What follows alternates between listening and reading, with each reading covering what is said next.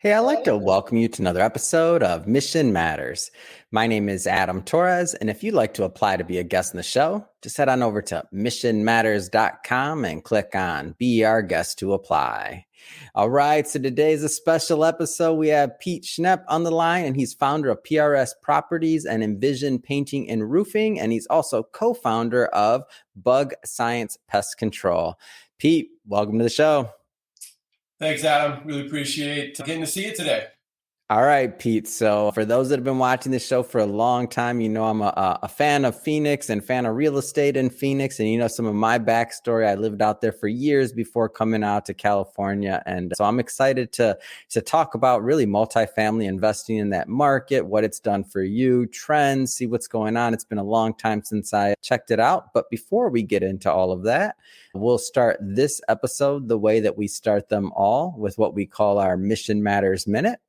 So, Pete, me at Mission Matters, we amplify stories for entrepreneurs, executives, and experts. That's our mission. Pete, what mission matters to you?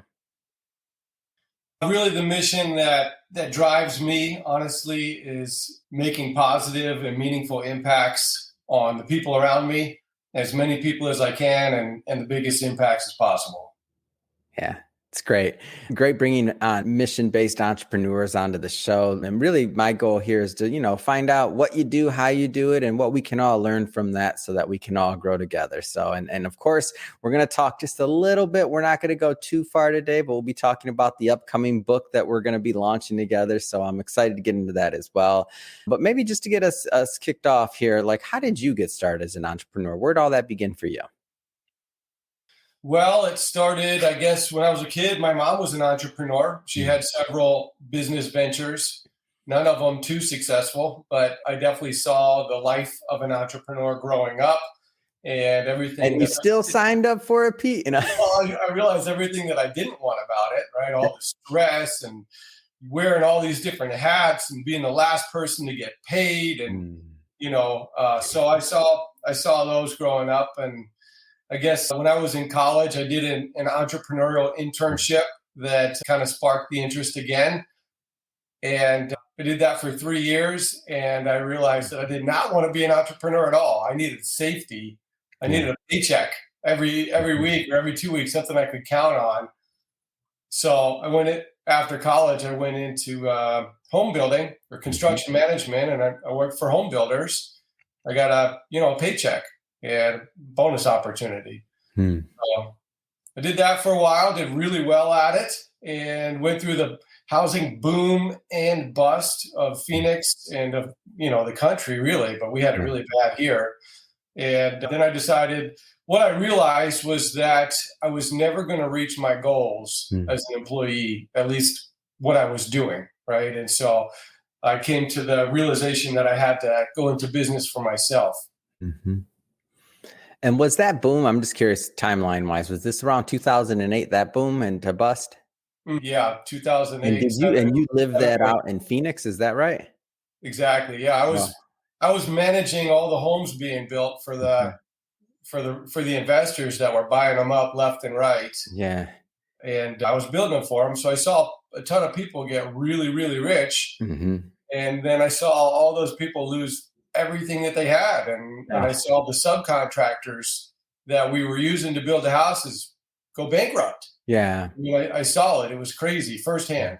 And I wound up losing my first house in that too. So I was a young professional watching it happen to everybody else and watching it happen to myself. But at that time I didn't have a whole lot to lose. So I didn't get burnt too bad, but the experiences have never left. Right. Yeah. It was a crushing time, I remember. And I was just a little bit younger, just coming out of college. And I remember getting out there, and I was a couple years in. I think I moved to Phoenix originally in like 2006.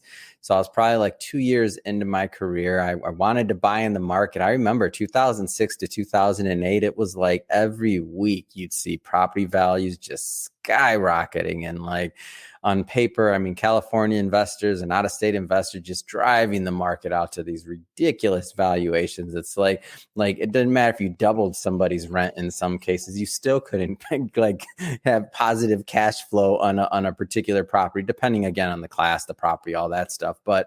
But yeah, it was some wild times during that time. I remember that. And I remember looking at the market, and and the reason I bring that up is because as we get into the multifamily investing, what you do, it's definitely not that. Like it's a whole different investment thesis. There's a different, kind of approach to what you're doing. And we're going to go into that as well.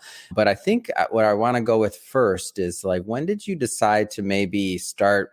So you go to become an entrepreneur. Which business came first? Because I know you have multiple. So what kind of came first there?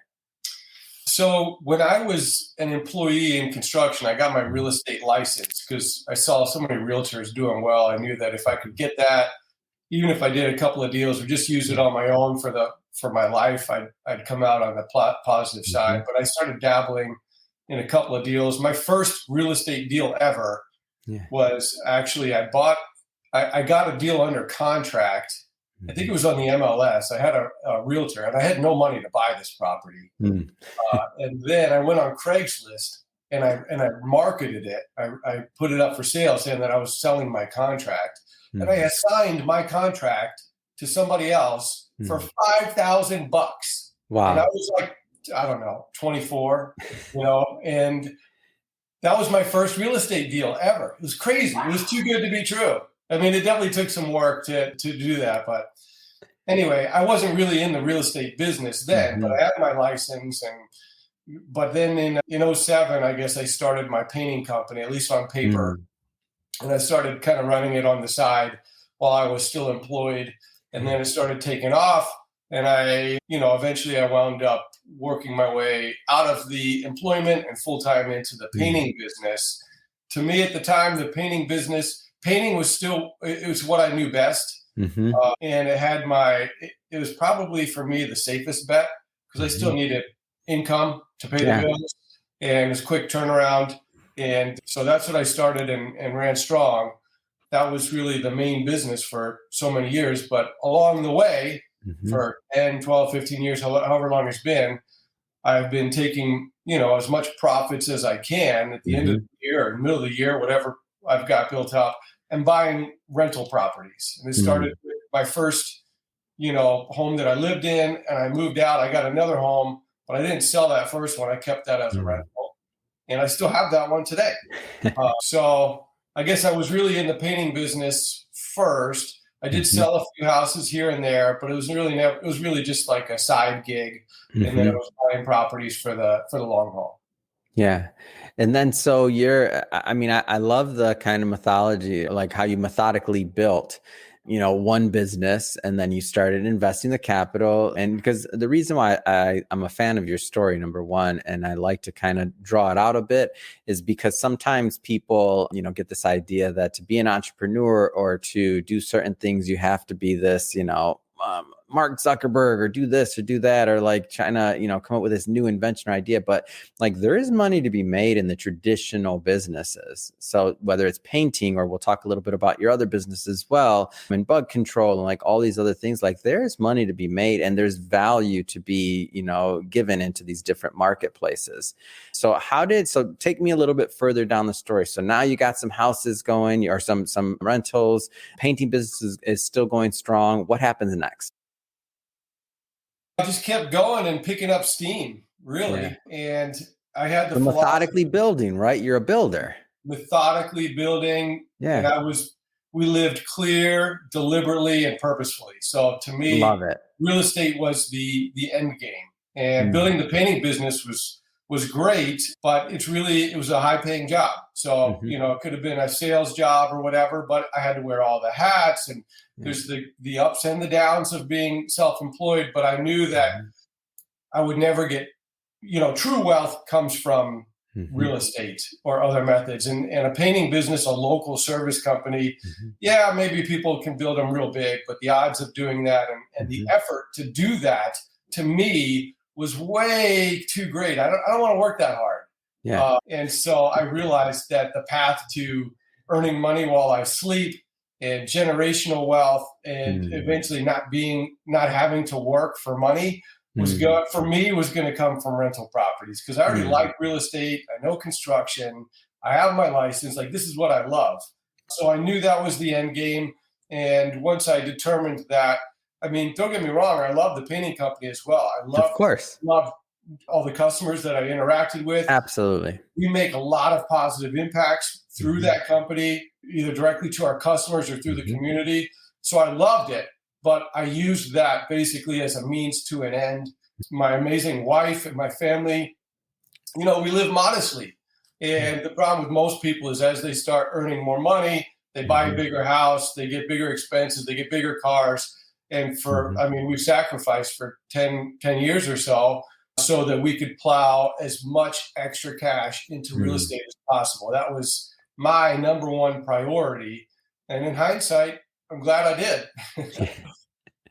It really is a great story. And at what point in the real estate journey did you decide to, not saying you weren't serious in the beginning, by the way, I just mean like in the beginning you were accumulating properties for yourself. But what I mean by like, when did it change or when did you get serious is more so, when did you decide to kind of start taking the leap and to start taking on, investors or outside capital? To me, that's when I feel it gets to like kind of transitioning from, accumulating to now a professional. Once you're on the hook for taking on outside capital, like that's when it gets real, in my opinion. When did that part of things start taking place? Yeah, well, I mean, you're so right. When you're buying properties on your own, there's a lot of pride that I had in that, building a self-funded portfolio and not having to answer to other investors. But at the same time, when you work as a team or with partners, you can go a lot further. For sure. And so most real estate investors come to that conclusion, and they either die off and level off, or they push themselves out of their comfort zone and go forward. And so I've done that. I guess it's been a few years now where we started allowing friends and family to invest in the deals, and some accredited investors. We're not a big firm like some of the big national companies that do that on a huge equity scale. But there's something to be said when you've got a good system down that you're doing well in, and you can share in the profits with people that you like and people that trust you and believe in you. And so it's another way that I personally can fulfill my mission of making positive and meaningful impacts, right? If I can do what I do best and what I love best, and help somebody or somebody's family's financial future at the same time, it doesn't get much better than that. Yeah. Tell me a little bit about your investment thesis. Like, are the types of properties that you're looking for, that you're investing in? Like, let's go under the hood a little bit on what it takes for you to deploy and make an investment decision on capital. Sure. Good question. So I personally like small multifamily properties. I feel like it's kind of a sweet spot where you don't have institutional capital that you're fighting against, and you don't have like the retail homeowners that you're fighting against. Yeah. And there's also a lot of like kind of mom and pop old school owners that have held these properties for a long time. They've got a ton of equity and they just don't want to manage it anymore. So there's a lot of opportunity there to buy right. And once they're fixed up, I can easily manipulate them by improving them, getting the rents up to market rate, and managing it properly to find the upside on the valuation, right? And so the other thing is multifamily is, people are always going to need apartments. So I generally like something a little bit older, like a B or C class. Those properties, they work out well. And so in Phoenix, with that property, I feel like we've got the sweet spot here. Yeah. At that age, and in this location, it's not easy, but you can find properties that cash flow really well and have a lot of potential for, natural appreciation over time. And you've got the forced appreciation when you buy it right and do all the things that I just mentioned. And the reality is there's always going to be a need for older apartments. We're not building the brand new ones that people are charging $2,000 or $3,000 a month for, right? What we have, there will always be a need for the lower income class. Yeah. I'm a fan of your investment thesis, and that was the same place that I used to play. And it doesn't, and there's no shortage. And you're right, like the institutional investors, they're not going to go, they can't do that. And then if you're playing in that, depending on the amount of doors, then you once you take yourself out of the single family spot, now all of the really small investors, like they can't necessarily play in that space. So that sweet spot of depending on how many doors you're going for is a really nice niche. And then a lot of people that have held those properties, it's what you're saying, I completely agree with. They age out of it. They're like, okay, I'm ready to retire. They've been making money on that thing for so long. And I'll tell you, one of the first properties I bought out there, I did the old move into one of the units and rent the rest out. Man, I lived for free for years, Pete. I'm telling you, years. I lived for free. When I moved to California, I still remember this is my like late 20s at this point, but when I bought it was my early 20s. It lived for free. When I got to California and I had to write a rent check, I almost felt like, what is this? I have to pay rent? I thought people pay me to like live here. Like that was my experience for most of my 20s, is that exactly what you're talking in, the exact type of property type in my little one bedroom. But it goes back to like there's different types of people, risk, aptitude. Like I didn't have the risk of somebody else that's going to do something else. I wanted to methodically build over time. Like that was my view. And also I personally never got to the point of taking on investors' capital like you did. But now as you continue that investment thesis and the system and what worked for you, like in order to make it work, in my opinion, in that type of market and with what you're doing specifically, you got to have a guy like you in there and a team like you have in there, really boots on the ground that are reviewing the properties. I mean, how many properties do you look at before? And I'll give you like before you think about maybe deploying capital, you're talking hundreds, aren't you? Yeah, I mean, I guess there's different levels of screening, right? I mean, Yeah. I've got a lot of people that send me deals, Yeah. and I probably you glance at hundreds, That's what I and, mean. Mm-hmm. and then you maybe a fourth of those or less, a fifth of them, maybe you really do a little bit deeper look, Mm-hmm. and then maybe half of those you go a little bit deeper, and then you get into offer territory. Is it worth putting an offer out? Mm-hmm. And generally, if you put 10 offers out, I would hope to get one. But it's tough to even get offers out. I will tell you, I mean, in the last few months, I think I've put 12 offers out and I got one deal under contract. So, but this is the time right now when, it pays to put out lowball offers and see what sticks and see who's willing to negotiate, because you don't really need to buy a property, but hey, if you can find one that makes a ton of sense, or if you can manifest it, you can create that deal just by finding that win-win, and the seller that has some distress, boom, there it is. And those don't just get handed to you. They don't. You got to be constantly looking, hunting, and trying, because most people will look at properties for sale and they never make an offer. They never start that conversation, or if they do it once and it doesn't work out and they stop. When did the pest control side of things, when did that all kind of come about? Bug Science Pest Control was founded in 2020. It was a COVID baby. And really, my brother, Adam, who runs that business. Good name, Adam. Yes, Adam. So he's been in pest control for the last several years in Phoenix. And so he knew all the ins and outs, and he had this, realization that he had a low ceiling as an employee in that industry, and that he was never going to reach his dreams in the position that he was in, or even like getting promoted. And I just happened to have an itch at that time to want to start something new also. So it was perfect timing for both of us, and we went for it. It's awesome. So Pete, on the property side of things, I understand you work with like investors out of state, obviously in Phoenix as well. Like tell me a little bit more about what you look for on the investor side when somebody's looking to invest with you. Like what are some of the characteristics?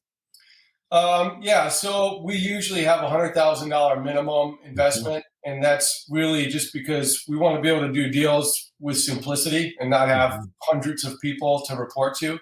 So the fewer the better.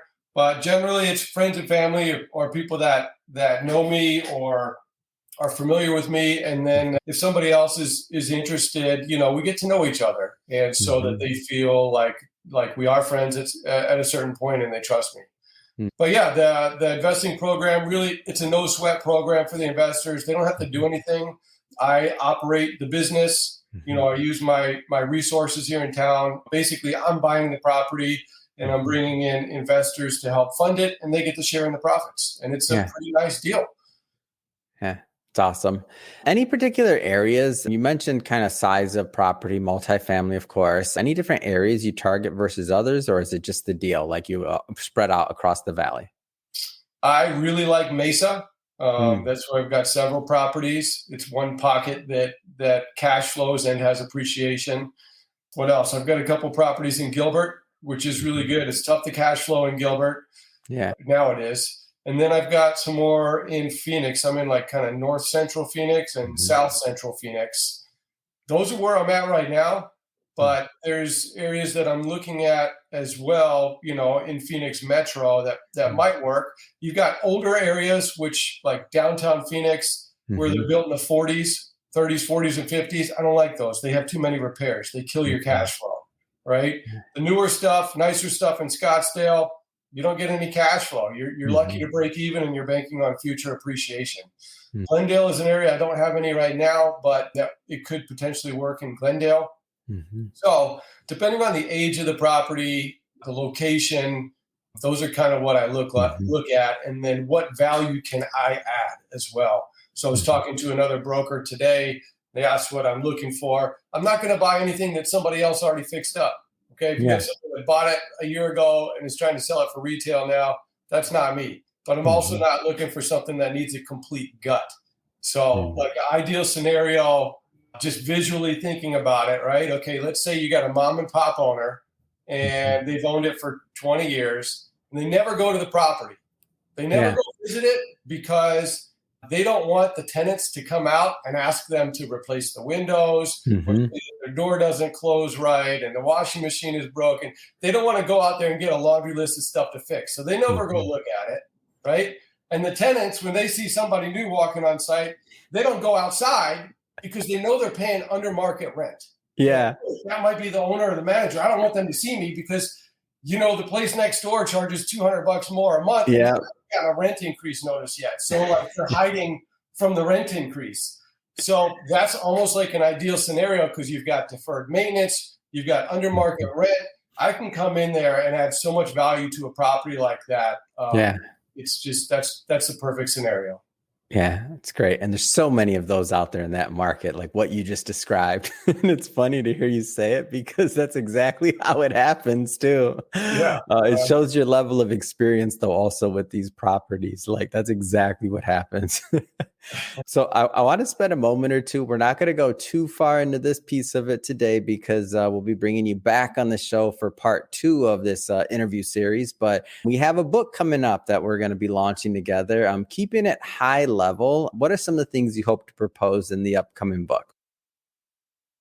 In the book, I'm writing the book for a few reasons. Really, one is it's kind of a bucket list thing, and you guys make it nice and easy to fulfill that.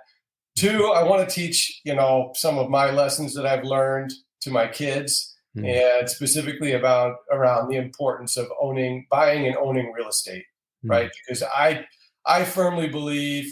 Well, I was told one time several years ago, there's 3 ways people get wealthy in America. One is by owning big business. One is by owning stocks, and one is by owning real estate. Those 3 things, or a combination of all. Real estate was just what I love the most, and it can truly provide wealth and time freedom that a lot of other things can't. But it's not easy, and it takes time. And so that's kind of a high level overview of what I'll be talking about. I'm going to cut you off there. Don't worry, because we're going to do a whole nother interview on that. And you better believe I have more questions. But for today, first off, it's been great having you on the show, Pete. Been looking forward to doing this for a long time with you. You got your business growing. You're putting in offers on properties. Congrats. You got one under contract you mentioned. I'll just ask, what's next? What's next for you? What's next for your businesses? Continuing to push forward, nothing really crazy, but it's a weird market right now. The rules are changing a little bit, but the people that figure out the rules of engagement are going to be big winners. Well said. If somebody's watching this and they want to follow up and they want to connect with you and your team, what's the best way for them to do that? Yeah, you want to shoot me an email, that'd probably be the best. It's Pete, Pete, at prs.properties. Fantastic. And we'll put a link to that in the show notes as well, to the website as well. And definitely want our audience to go and check it out.